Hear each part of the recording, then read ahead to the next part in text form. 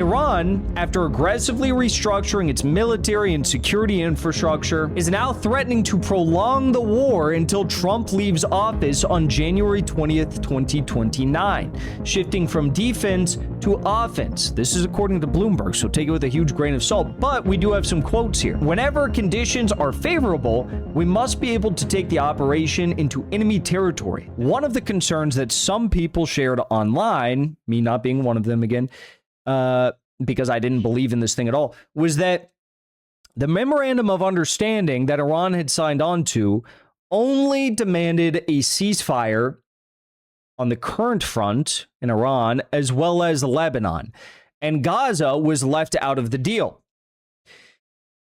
Now, I, of course, was kind of also like, well, you know, if this was a real thing, then it should, of course, include Gaza. But not just Gaza. I mean, it should include Lebanon, Gaza, Iraq, and Yemen. It should include the full breadth of the axes of resistance. Why would it not? Iran is in the control center. They have all the control in the world, full domination.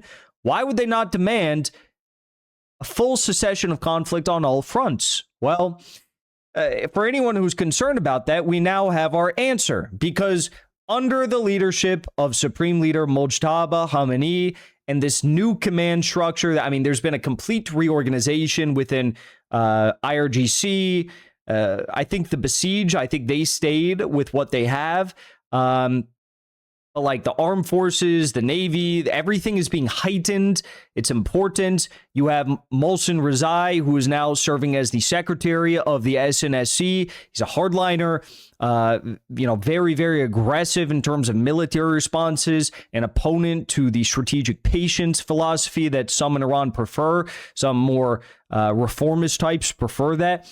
And everything is just like more conservative, more hardline, and everything is coming into place right now. Well, we now have some new statements from the Supreme National Security Council under the leadership now of Secretary Mohsen Rezai. Let's take a look at their new statement. According to the Supreme National Security Council, until America corrects its behavior, the Strait of Hormuz will not be opened. Correcting the behavior means never threaten Iran with any language nor insult the sanctities of this nation. Okay. End the war and aggression against Iran and its allies in Lebanon, Palestine, Yemen, and Iraq permanently.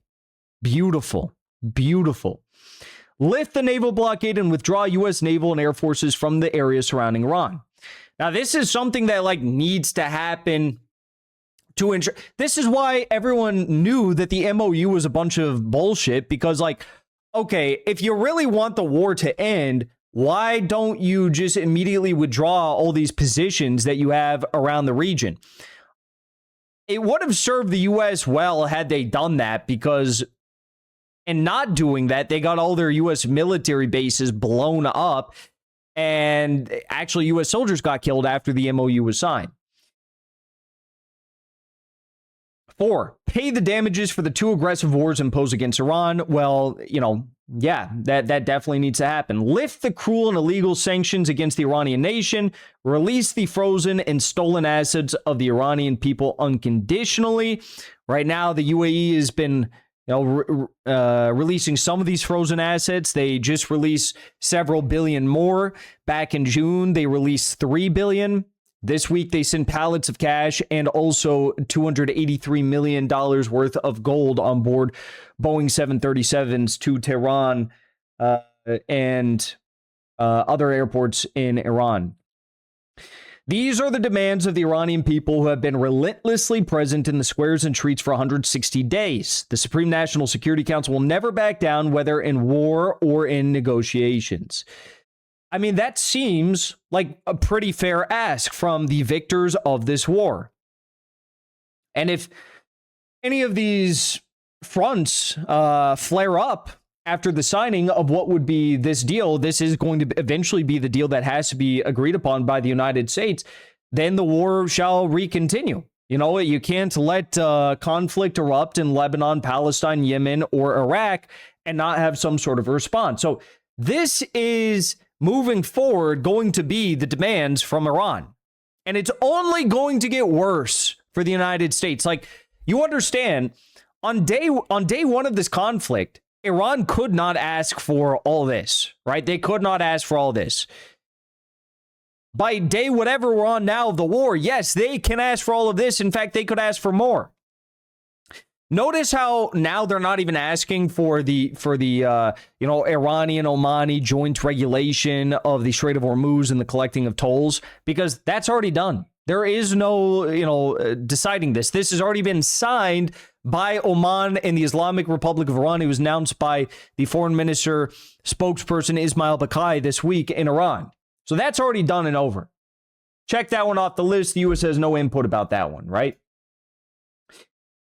And if anyone thinks that the U.S. should test the Iranians, well, let's take a look as to what their leaders are now saying after this major shifts that we saw in the military and security structures of the Islamic Republic.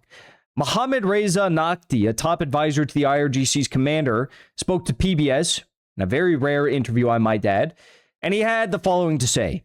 Americans and Israelis always want to count our missiles. They always want to know how many missiles we have at our disposal. The number of missiles we produce in a day is more than the number we launch. In a country this vast, we can make them anywhere we want.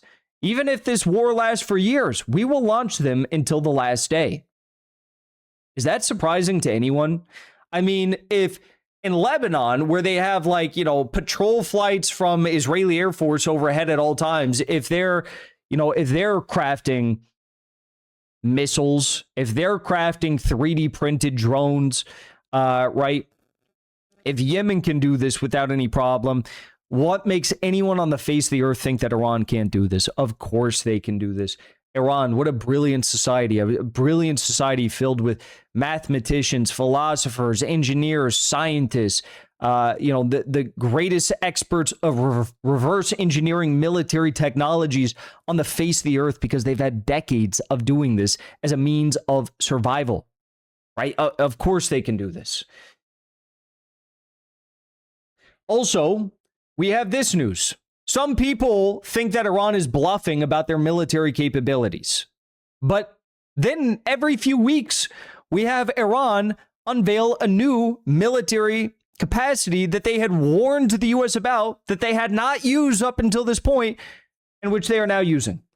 Iran has struck 2 tankers in the Strait of Hormuz with underwater drones. This is the first time Iran has used underwater drones against tankers in the Strait. Correct me if I'm wrong. I know there's been warnings from the Iranians as of the past week that they would begin using possibly their anti-ship cruise missiles starting soon, but we haven't even seen those rolled out yet. We know they exist. We've seen the tests of these anti-ship cruise missiles before the war, but they haven't even been used yet. And just now, they're for the first time using underwater drones. This is, you really want to test them further. Okay, we can keep going. The U.S. military has lost, according to the Washington Post, 45 MQ-9 Reaper drones, equaling $1.3 billion in aircraft losses for those drones during the war. Roughly 25% of its entire fleet. Now, the Israelis have also lost a ton of drones. It's a bit harder to follow the Israeli drones because they have several that they use repeatedly. But the Israelis have lost a ton of drones as well. The U.S. has lost 25% of its entire fleet. And if this is the mainstream media, Jeff Bezos' Washington Post reporting this, it might actually be worse than that. Iran has also unveiled not just the damage that was inflicted upon the MQ-9 Reaper supply of the United States. They unveiled a large collection of U.S. and Israeli aircraft and UAV wreckage recovered during the recent war, displayed inside an underground IRGC Aerospace Force air defense base. Among them are the wreckage of MQ-9 Reapers, Hermes 900s, those are Israeli drones, Hermes 450s, alongside MQ-9 identified with serial number 261. Iran says some UAVs were also recovered largely intact despite multiple methods to evade air defense detection and interception. Iran also displayed the remains of the U.S. F-15 shot down on April 3rd. what's so noteworthy about this sort of stuff, and the fact that some of this, some of these aircraft, most of them are drones, but some of these aircraft are, for the most part, intact, is that Iran's, their military might was created as a result of the engineering feats of Iranian engineers who were able to reverse engineer different American aircraft that were forcibly brought down within Iranian airspace, okay? It didn't start, like Iran's drone program didn't start by reverse engineering drones. Iran's drone program started during the Iran-Iraq War. Iran had inherited a great deal of U.S. fighter jets and surveillance jets from the United States during the Shah, right? And during the Iran-Iraq War, they were using these jets to fly over Iraqi soil and identify targets and surveil the Iraqi military. But then one day, Iraq, they got their shit together and they were able to shoot down some of these surveillance jets over their airspace, and Iran realized that they needed to try something different. So Iran began just experimenting with different drones, and they were using like wood launching systems. The early Iranian drones during the Iran-Iraq War, sometimes it was very difficult for them to get the landing correctly, and they were using like, when the drone would get back close to their landing zone, they would use like parachutes to drop the drone safely down so it didn't crash upon landing. They were using very, very primitive cameras attached to these surveillance drones. They were using medical IV bags for, providing the fuel to the drones. Like, the whole thing was crazy. It was beautiful, though. Anyways, fast forward, Iran's drones got a lot better. Shahed Aviation, which was producing a lot of helicopters at the time, eventually, they were tasked with the idea of creating modern, technologically advanced drones, and eventually they started creating a lot of attack drones. And the unique thing about attack drones is you don't need the very expensive high-tech sensors that you would need on a drone that's going to be recovered. Attack drones, they fly, find a target, explode, and destroy whatever they're intending to hit upon impact.